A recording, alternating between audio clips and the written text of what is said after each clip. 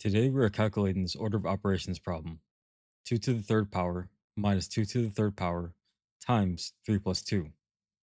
Let's solve it step by step using PEMDAS so we don't fall into any common arithmetic traps. According to the order of operations, we must start inside the parentheses first. That means our very first focus is evaluating 3 plus 2. Step 1. Add 3 plus 2, which gives us 5. Substituting 5 back into our expression leaves us with 2 to the third power minus 2 to the third power times 5. Next, we look at exponents, which take priority over subtraction and multiplication. We need to evaluate 2 to the third power. Step 2.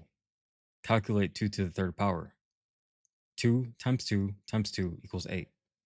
Replacing both exponents with 8 simplifies our expression to 8 minus 8 times 5. So now we have subtraction and multiplication remaining.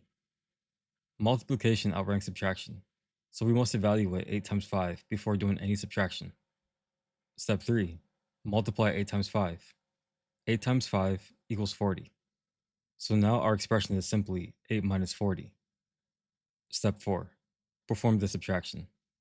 8 minus 4 gives us the negative value of negative 32.